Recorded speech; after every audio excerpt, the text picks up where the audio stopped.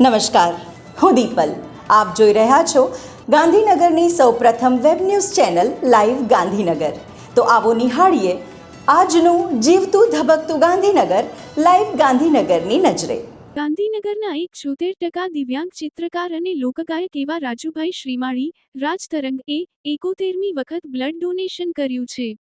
તારીખ 16 ઓગસ્ટની રવિવારે એક રક્તદાન શિબિરમાં રાજુભાઈ શ્રીમાળીએ 71મી વખત રક્તદાન કરી ઉત્તમ સેવાનું ઉદાહરણ પૂરું પાડ્યું છે.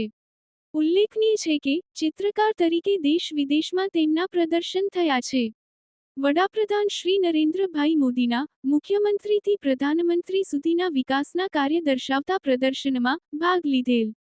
જ્યાં 350 કલાકાર પૈકી રાજુભાઈ શ્રીમાળી 71% દિવ્યાંગ કલાકાર હતા. ગુજરાતમાંથી 3 કલાકાર પસંદ થયેલા, એમાં રાજુભાઈ શ્રીમાળીનો સમાવેશ થાય છે, જે એમની આગવી કળાની ઓળખ દેખાડે છે. લાઈવ ગાંધીનગર સાથે વાતચીત દરમિયાન તેમણે જણાવ્યું હતું કે આગામી 117 વર્ષ સુધીનું જીવન જીવવું છે, જેથી કરીને 117 કે તેથી વધુ વખત રક્તદાન કરી શકાય. શ્રી અખિલ આંજણા કેળવણી મંડળ ગાંધીનગર સંચાલિત શ્રી પી કે ચૌધરી મહિલા આર્ટ્સ કોલેજના યજમાન પદે માતુશ્રી જ્યોતિબા વિદ્યા સંકુલ અને જે એમ ચૌધરી વિદ્યા સંકુલના સંયુક્ત ઉપક્રમે 80મા સ્વાતંત્ર્ય દિનની ઉજવણી નાયબ નિયામક શ્રી હર્ષદભાઈ ચૌધરી, ગુજરાત રાજ્ય પાઠ્યપુસ્તક મંડળ ના વરદ હસ્તે ધ્વજવંદન કરી કરવામાં આવી હતી. આ પ્રસંગે અખિલ આંજણા કેળવણી મંડળના પ્રમુખ શ્રી હરિભાઈ ચૌધરી અને સમગ્ર કેળવણી મંડળ ઉપસ્થિત રહીને ધ્વજને સલામી આપી હતી. કાર્યક્રમની શરૂઆતમાં પ્રિન્સિપાલ ડોક્ટર એમ ચૌધરીએ મુખ્ય મહેમાનનો પરિચય આપ્યો હતો. ત્યારબાદ વંદેમાતરમ ગીત અને ધ્વજવંદન સાથે ઝંડા ગીતનું ગાન કરવામાં આવ્યું હતું. સ્વાતંત્ર્ય પર્વની ઉજવણી રૂપ વિવિધ સંસ્થાની વિદ્યાર્થીનીઓ દ્વારા સાંસ્કૃતિક કાર્યક્રમ પ્રસ્તુત કરવામાં આવ્યો હતો. અંતે દેશભક્તિના માહોલમાં સૌરાષ્ટ્ર ગાન કરવામાં આવ્યું હતું. Lions club of Gandhinagar Femina દ્વારા માનનીય governor district 3232B3 Shri L K વાઘેલાની ઉપસ્થિતિમાં LCIFના સહયોગથી વરસાદ અસરગ્રસ્ત થયેલ ગાંધીનગર મ્યુનિસિપલ કોર્પોરેશનના સફાઈ કર્મચારીઓની કોલોનીમાં 50 જેટલી રાશન કીટનું વિતરણ કરવામાં આવ્યું. આ કાર્યક્રમમાં DC administration મમતાબેન Raval, first VP ભૂમિ જોગાણી, સેક્રેટરી અંજુ ગુપ્તા તથા કુસુમબેન જોશી ઉપસ્થિત રહ્યા. સમગ્ર કાર્યક્રમનું આયોજન પ્રમુખ જાગૃતિબેન વ્યાસ દ્વારા કરવામાં આવ્યું હતું. બ્રહ્માકુમારી સંસ્થાના મુખ્યાલય શાંતિવનમાં 80મો સ્વતંત્રતા દિવસ ઉમંગ ઉત્સાહ સાથે ઉજવવામાં આવ્યો. સિક્યોરિટી ગાર્ડે માર્ચ પાસ્ટ કરીને પરેડની સલામી આપી અને સેક્ટર 28 ગાંધીનગર ખાતે આદરણીય રાજયોગિની કૈલાશ દીદીજી દ્વારા સામૂહિકન ધ્વજવંદન અને રાષ્ટ્રગાન ગાવામાં આવેલ. ભારતના મહાન વૈજ્ઞાનિક અને અંતરિક્ષ કાર્યક્રમના પાયાના ઘડવૈયા ડોક્ટર વિક્રમ એ સારાભાઈની જન્મજયંતિ નિમિત્તે ગુજકોસ્ટ વિજ્ઞાન અને પ્રૌદ્યોગિકી વિભાગ, ગુજરાત સરકાર પ્રેરિત નિસર્ગ કોમ્યુનિટી સાયન્સ સેન્ટર ખાતે બાળ વૈજ્ઞાનિક સંસદનું આયોજન કરવામાં આવ્યું હતું. આ કાર્યક્રમમાં આશરે 40 જેટલા વિદ્યાર્થીઓએ ભાગ લીધો હતો.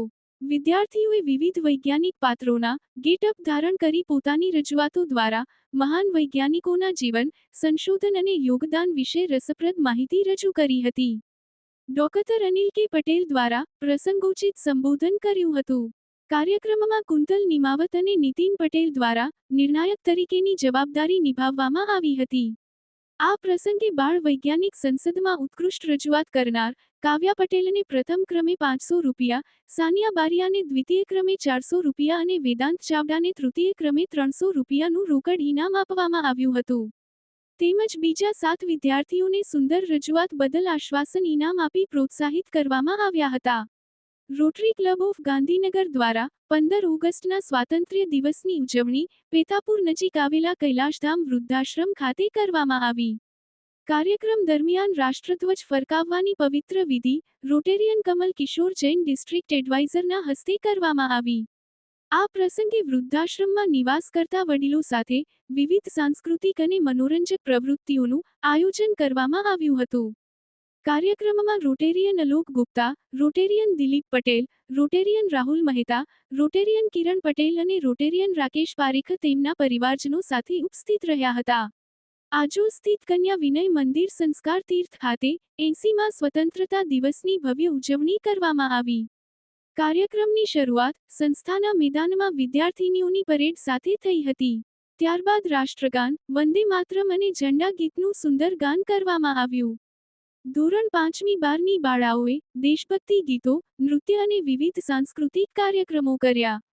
સંસ્થાના આચાર્ય શ્રી અંજનાબેન એન પટેલ અને મેનેજિંગ ટ્રસ્ટી શ્રી યોગિનીબેન મજમુદારે ધ્વજવંદન કર્યું હતું. ત્યારબાદ દેશના વીર શહીદ જવાનોને શ્રદ્ધાંજલિ આપવામાં આવી હતી. સમસ્ત બ્રાહ્મ સમાજ મહિલા પાંખ દ્વારા સેક્ટર 2માં શર્મિષ્ઠાબેનને ત્યાં શ્રાવણના પહેલા સોમવારના રોજ શિવ મહિમના પાઠ બહેનો દ્વારા કરવામાં આવેલા. આ પ્રસંગે સંસ્થાના પ્રમુખ ભારતીબેને કમિટીની બહેનો અને સર્વે બહેનોનો આભાર માન્યો હતો. અમદાવાદ સેટેલાઇટ વિસ્તારમાં આવેલ રત્નાકર 6 ફ્લેટના મેદાનમાં 15મી ઓગસ્ટના દિવસે ફ્લેટના સિનિયર સિટીઝનના વરદ હસ્તે રાષ્ટ્રીય ધ્વજ લહેરાવ્યા હતો. આ પ્રસંગે સોસાયટીના રહીશો મોટી સંખ્યામાં ઉપસ્થિત રહ્યા હતા. તો દર્શક મિત્રો, આપે અનુભવ્યો ગાંધીનગરનો ધબકાર. આપની આસપાસ બનતી આવી જ ઘટનાઓની જાણકારી અમારા સુધી પહોંચાડવા માટે સ્ક્રીન પર દર્શાવેલ નંબર પર વોટ્સએપ દ્વારા અથવા ઈમેલ આઈડી પર મેલ કરીને આપ અમારો સંપર્ક કરી શકો છો. ધન્યવાદ.